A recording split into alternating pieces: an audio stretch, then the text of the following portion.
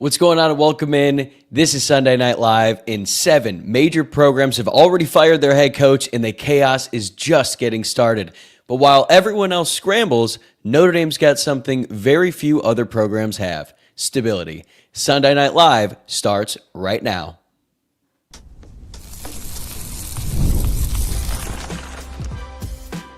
You are Locked On Irish, your daily podcast on the Notre Dame Fighting Irish.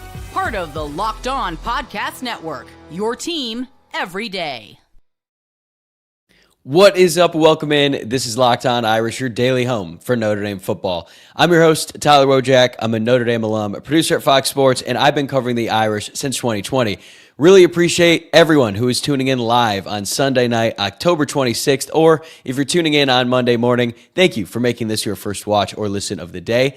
Today's episode is brought to you by Game Time. Download the Game Time app, create an account, and use code LOCKEDONCollege for $20 off your first purchase. And before we get rolling here, please subscribe on YouTube or follow on your preferred podcast platform. It really helps the show grow, and I really appreciate everyone who's already done so and will continue to subscribe going forward. And tonight, we have a jam-packed show coming off a bye week. We're going to dive into one of the wildest weekends of college football yet. The coaching carousel is spinning fast, and as I'm recording this live, it doesn't seem like Brian Kelly has been fired yet, but his departure feels imminent, and Notre Dame is sitting in one of the most stable positions in the sport. So we're going to talk about that. I'm also going to tell you why I don't think Marcus Freeman is going anywhere, even with programs like Penn State, Florida, and now maybe even LSU making a move. And then we're going to check in on how Notre Dame opponents fared in Week 9, including some surprising results that could shape Notre Dame's playoff path. And finally, I'll take your mailbag questions and live chat reactions at the end to wrap up another Sunday Night Live. And if you have not already,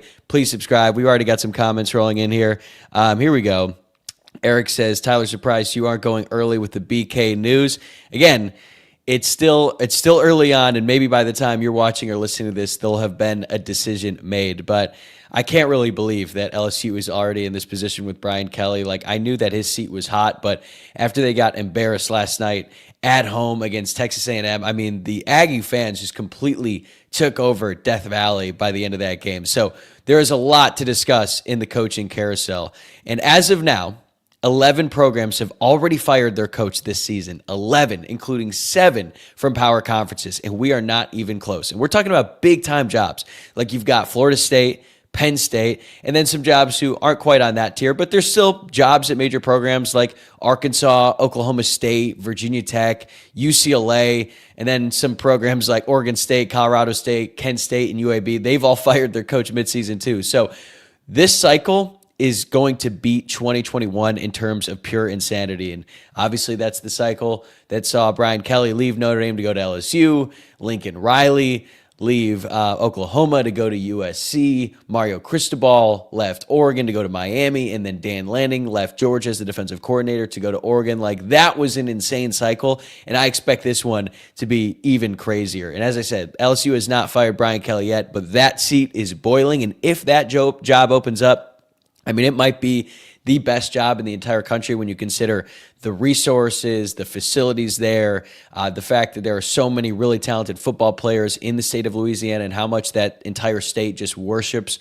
that football program. Like, they should be able to get any coach they want, and yet somehow they might end up firing Brian Kelly, and they had Ed Orgeron and Les Miles, who I think are the 2 worst coaches to ever win a national championship. So the fact that Brian Kelly is not only not won a national championship, he hasn't won an SEC championship. He hasn't even made the playoff, and now they're eliminated this season. It's not even Halloween yet. So it would not shock me if he ends up leaving, and that is going to be a very highly coveted job, as we saw when Brian Kelly left. And now you've got reports that Steve Sarkisian, the head coach of Texas, he reportedly has NFL interest, according to Diana Rossini of The Athletic. Now, Sark obviously denied those rumors in his press conference after they had a miraculous comeback to beat Mississippi State. But if that job opens up too, if Sark does end up leaving for the NFL after the season, I mean, LSU, Florida, Penn State, and Texas, like, those are 4 probably top 10 jobs. Maybe Florida's like right outside the top 10, but those are some big time programs that are going to have job openings.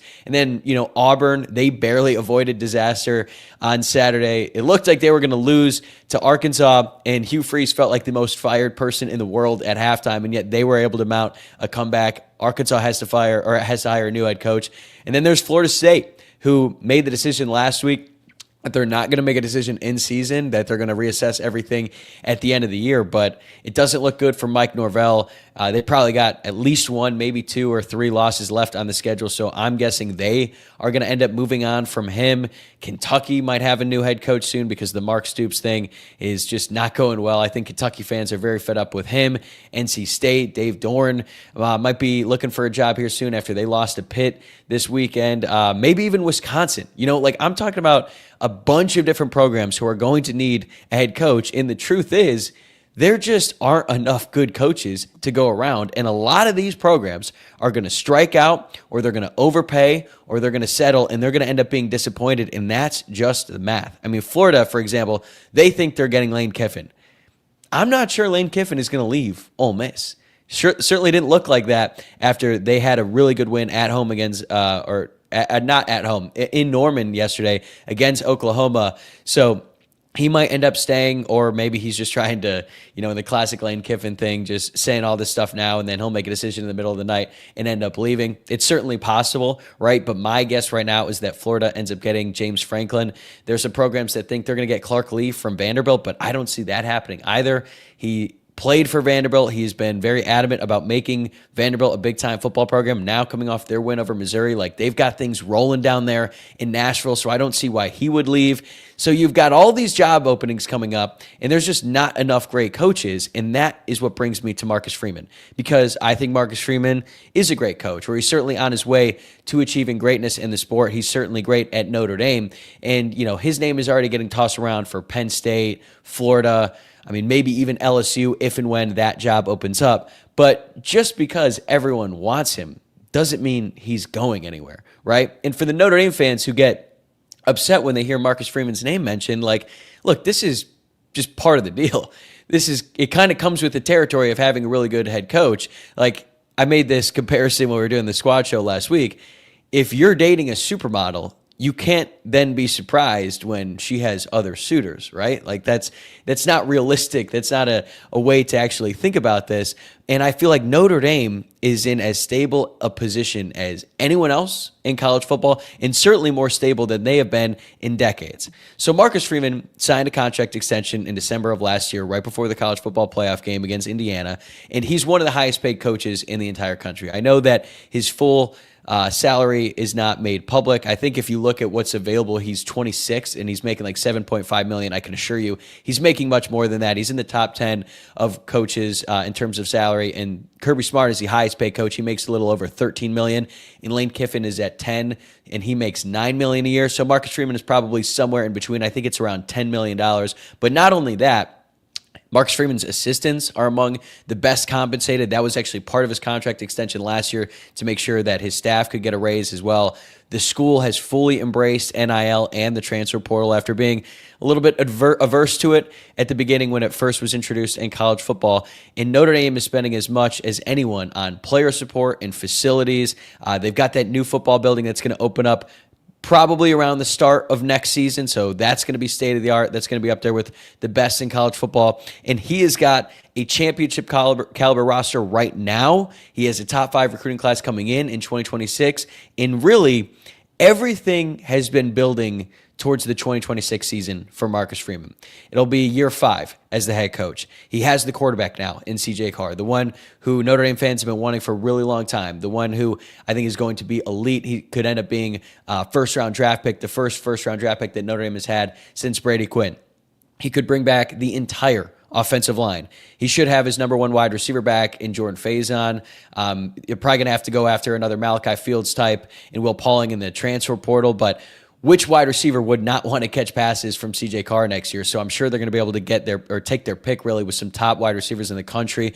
And then on defense, they're going to bring back their best player in Leonard Moore. They're going to pay to keep guys like Don Schuler and Boubacar Traore because they're probably going to have to make a decision about the NFL. Kingston Biliamu-Asa is going to be back. I expect Drake Bowen to be back. So there is a very real possibility that Notre Dame will go into the 2026 season as the favorites to win the national championship. So why would Marcus Freeman want to leave now when he has so many good things going for him and he has a real good shot at winning the title next season? And hell, they might even have a chance to do it this year because even though Ohio State looks like the best team, anyone could be beat. Texas A&M looks like one of the best teams in college football, and they lost to them by 1 on a fluke play at the end of the game because they botched the snap on an extra point attempt.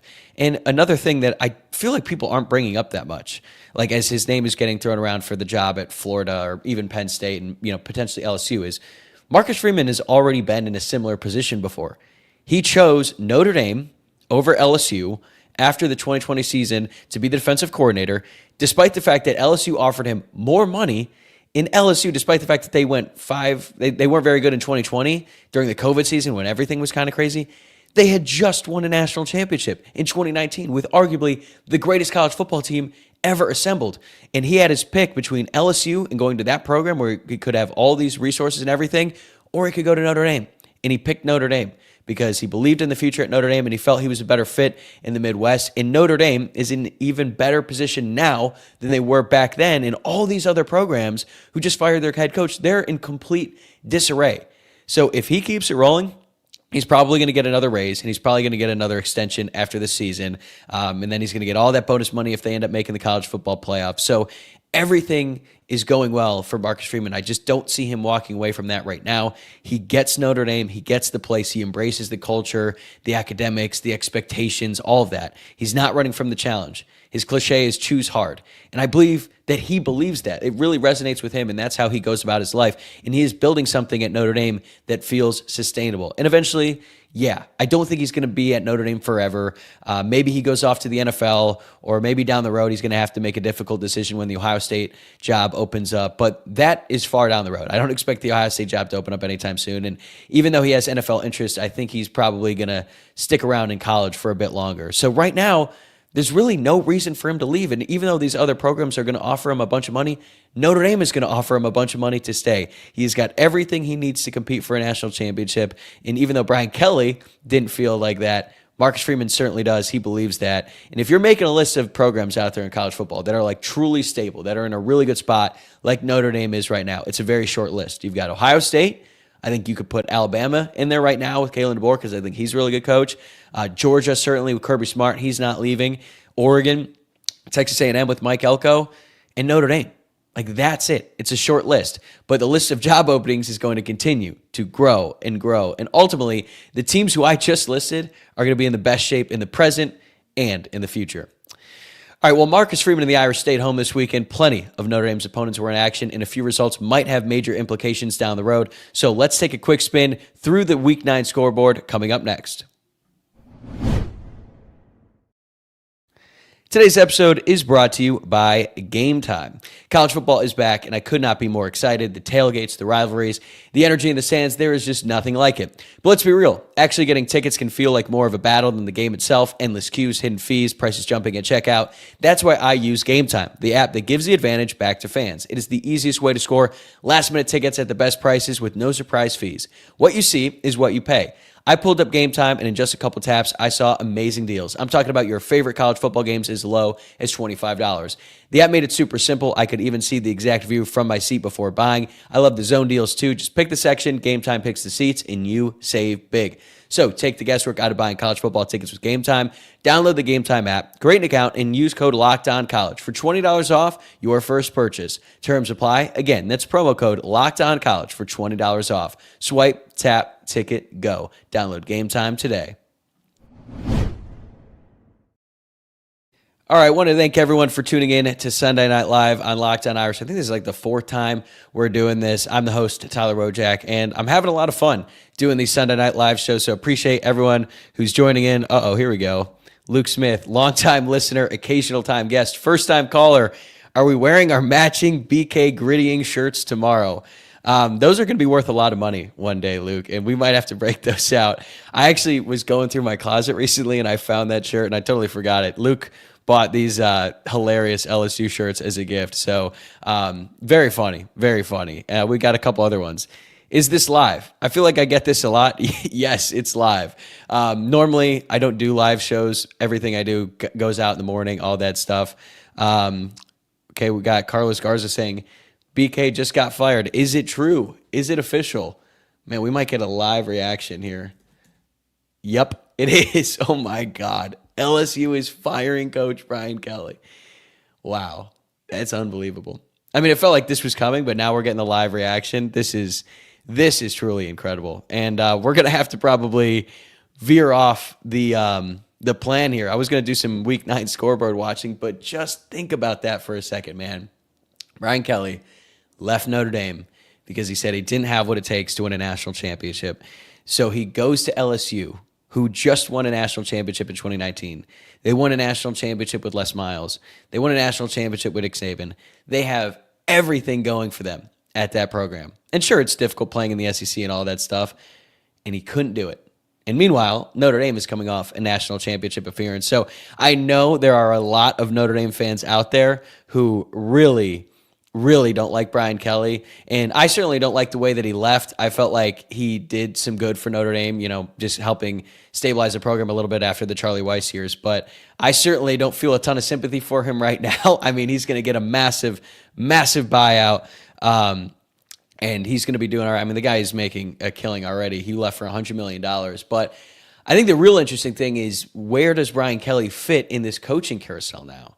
Because, look, I know nobody likes him and he's very arrogant and all that stuff, but he still wins a lot of football games despite the fact that he's not winning a whole lot at LSU. So would Penn State hire him? Florida would be hilarious. It would almost be as bad of a fit as LSU was for Brian Kelly. But Florida would be pretty funny. Wow, I'm getting a bunch of texts now. Yeah, I probably should have recognized that Brian Kelly was fired because my phone was blowing up. But this is crazy. And I actually love that I'm live for this too, because this is just unbelievable, man. But Brian Kelly out at LSU, which means the LSU job is now open. And I'm telling you, man, they're going to take some big time swings to hire someone. But how many coaches out there would satisfy these LSU fans, right? They're angrier than anyone before.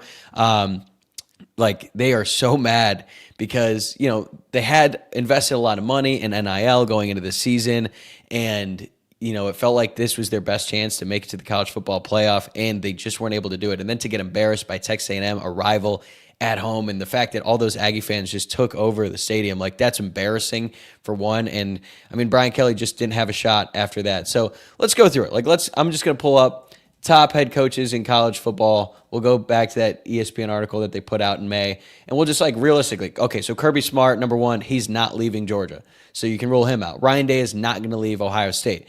They've got Dabo Swinney at 3. I mean, Clemson is 3-4 on the year right now, so he's I don't think people would be thrilled to hire Dabo Swinney. And then you got Marcus Freeman at 4.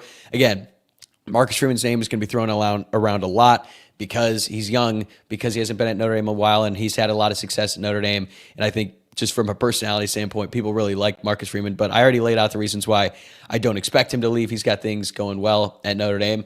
Steve Sarkisian is interesting because he turned down the Alabama job, got a huge extension after that. I mean, Nick Saban made so many other coaches a lot of money. And by Nick Saban, I mean Jimmy Sexton, the agent, who is Nick Saban's agent. He's Dan Lanning's agent. He's basically the agent of most big-time coaches across college football, but he is not Marcus Freeman's agent. So Sark decided to stay at Texas. He gets that huge raise. But the fact that there's already these NFL rumors suggests to me that maybe he's looking for a way out. Would he go from Texas to LSU? I don't know, but I'm sure LSU fans are going to be targeting him. Dan Lanning, I really don't think he's leaving Oregon. He really likes it there. By all accounts, he's getting paid a ton. He has access to Phil Knight's checkbook, so I don't think he's leaving. Kalen DeBoer to Alabama, again, I don't see him leaving. James Franklin to LSU would be hilarious because going from Brian Kelly to James Franklin would be. I don't think LSU fans would like it, but I would find it pretty hilarious as an outside observer. Kyle Whittingham, Utah, he's not going to LSU. Matt Campbell, his name is thrown around in every single head coach opening that's ever happened in the past decade plus. He's still at Iowa State. I don't think he's nearly as good as some people make him out to be. Like, the fact that they've got him at 10 in this list to me is kind of crazy. But then, like, after that, there's really not a lot of great coaches. Chris Kleiman, I guess, at Kansas State is being thrown around. Jeff Brom at Louisville, he's good, but like they have some brutal losses every single year. And then, of course, Lane Kiffin, Signetti's sticking around at Indiana, Lance Leipold at Kansas. So I'm just kind of listing off names here, but the point is that there are a lot of big-time job openings, and there's just not a lot of great coaches in college football. I mean, there's good coaches, but a lot of these guys are flawed, and they just have to figure it out. And that's why I think Marcus Freeman is going to be so highly sought after, is because like he is so good, and he's in a position where the other schools might think that he's attainable, but I really just think that this story ends with like Notre Dame finishing 10-2, Marcus Freeman getting a big raise, getting another contract extension, and then sticking around at Notre Dame for a long time. But wow, breaking news on the show: Brian Kelly fired at LSU, and the coaching carousel just gets crazier, man. Like it's not done. It's not done. I think Auburn's going to end up firing Hugh Freeze. I think Florida State's going to end up firing Mike Norvell. So you're going to have all these big-time job openings, and I'm telling you, man, they are not going to be happy. A lot of these programs are not going to be happy with who they get at the end of the day. And then once they start hiring coaches, and there's going to be more movement. So going to be a lot of fun to talk about as a fan and as an observer and someone who just loves college football, right? But it is going to get crazy. Like, just think, it's October. We haven't even had the first CFP rankings yet. And there's already this kind of chaos going on in college football. And it's going to be just a wild, wild couple months in a sport that is already known for being so chaotic and being so crazy. So we have more to get to on this show. We're going to talk a little bit about Brian Kelly, but I do want to talk about Notre Dame's schedule, because there were some really interesting results that happened over the weekend that are going to affect Notre Dame's playoff push and, the race to get to 10-2 and all that. But I think that there's a real chance that Notre Dame might have two more ranked opponents coming up here in the near future. So even though I expect Notre Dame to win out, it's going to be pretty tough. So we're going to talk about all that coming up next.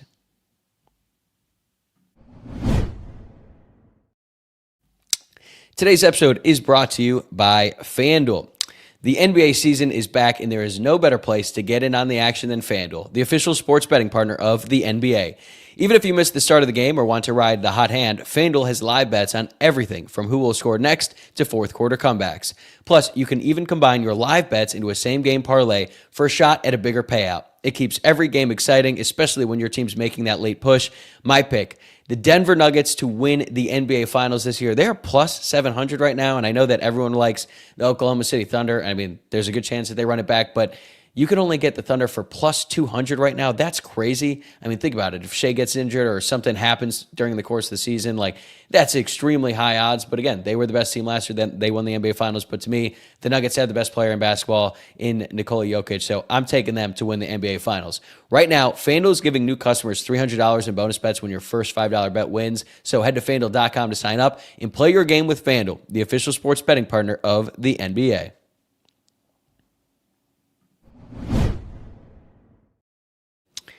All right, so you are tuning live to Sunday Night Live on Locked On Irish here on the Locked On Irish YouTube channel. Again, we have breaking news on the show. Brian Kelly fired from LSU. There are a lot of Notre Dame fans out there who are rejoicing, and for good reason, man. When he left Notre Dame the way he did, and he said all that stuff to the media after the fact, and now for it to end like this, being fired in the middle of the season after just an embarrassing loss at home, there will not be many tears shed in South Bend over these next few days. So we've talked about that. We've talked a lot about the coaching carousel. And I do want to talk about what was going on in college football this weekend, because it was pretty crazy, and there are some results that are going to impact Notre Dame. So let's go around the country and see how the past and future opponents fared in Week 9. So Boston College, Notre Dame plays them this Saturday. They lost to Louisville, who's ranked 19th in the country, 38-24.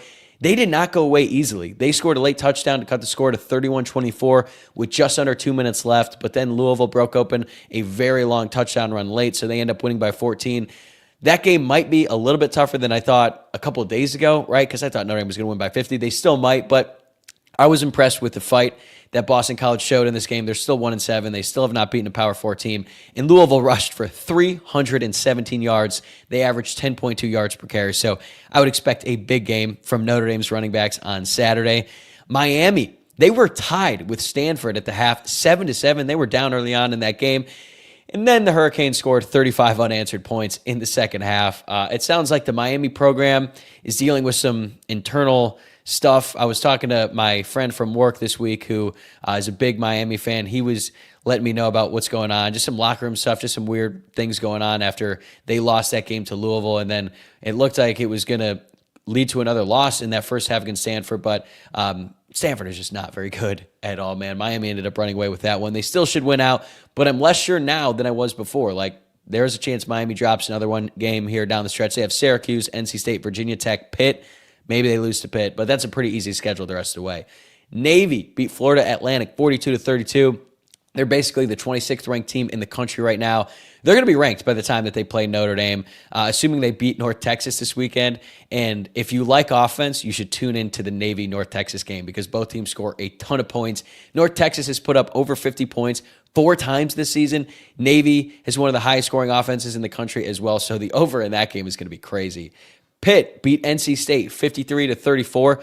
That game looks much more difficult for Notre Dame now than it did a few weeks ago. They found something in their freshman quarterback, Mason Heinchel. He threw for 428 yards, 3 touchdowns, but he's still a freshman, still has not faced a defense with as many talented players as Notre Dame. But that's not going to be easy, especially on the road the week after Navy. I think Pittsburgh is going to be ranked if they're able to win these next couple weeks here. As for Syracuse, the wheels have come completely off for them. They have lost 4 straight since they beat Clemson and lost Steve Angeli for the season in that game. They got absolutely rocked by Georgia Tech on Saturday, 41-16. And of the teams that Notre Dame has already played, USC had a bye week, but they're now ranked 23rd, which is good. That win looks a little bit better. They're 2 spots behind Michigan, which makes 0 sense considering they beat the Wolverines 31-13.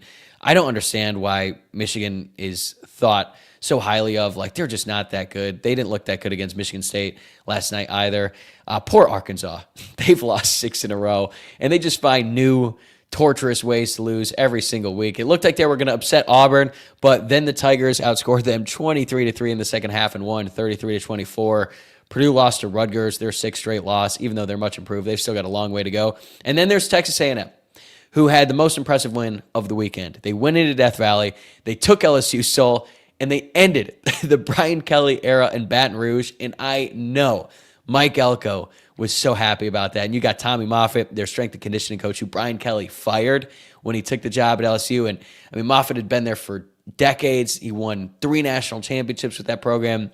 One of the most well-respected strength and conditioning coaches in college football. And Brian Kelly just gave him the boot. And then at Texas A&M, just kind of kicked their ass in the second half. And Mike Elko made some points about that. And to think that Brian Kelly hired Mike Elko to be his DC, now Mike Elko's beating him in back-to-back years, and Mike Elko also hired Clark Lee to be his defensive coordinator, and Clark Lee beat him last week. Like, things are just not going well for Marcus Freeman, for Brian Kelly, to say the least. Things are going well for Marcus Freeman, and he's probably just watching all this chaos in college football knowing that he is going to get even more money at the end of the season. But for Texas A&M, man, that was a very impressive win. I know Marcel Reed is flawed, to say the least, as a passer, but he can go. He is a great athlete, and that's a very good team. It is still incredibly frustrating that Notre Dame lost to them because I felt like they were the better team that night. But you have to respect what they have done that season, and as Texas A&M continues to win, that does bode well for Notre Dame. I mean, A&M is 8-0 right now. They could win a national championship, and it's very important that they continue to win for Notre Dame's playoff resume. Overall, I feel like Notre Dame is still in a good spot to make the playoff. I'm hesitant to say it's a lock because I get a little bit nervous about the ACC and the Big 12 potentially getting a few more teams in. I mean, the Big 10 is going to have 3 teams. They have Ohio State, they have Indiana, and they have Oregon. The SEC might have up to 5. They don't have like that true elite team. I mean, Alabama almost lost to South Carolina yesterday, but they have a bunch of really good teams like Alabama, like Georgia, like Vanderbilt. Ole Miss looks really good. So they could get 5, maybe they get down to 4. But the Big 12 right now could get BYU and Texas Tech. It would be better for Notre Dame if they were a one-bid league. The ACC is interesting because it felt like they were going to be a one-bid league with Miami. And then Miami lost to Louisville. So right now, Virginia and Georgia Tech are at the top of the ACC.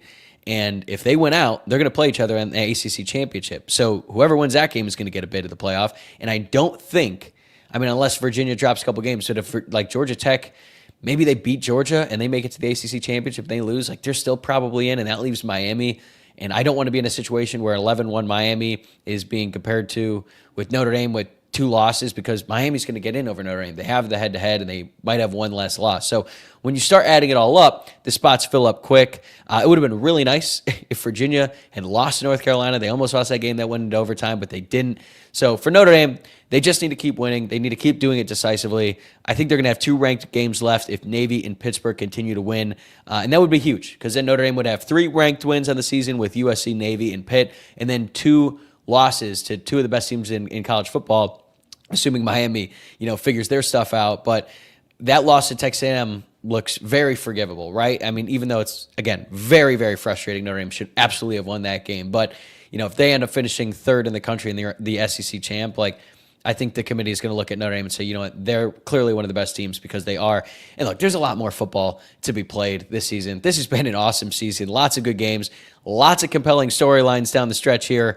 Plus whatever's whatever's left to come, right? Because there's going to be a lot more chaos.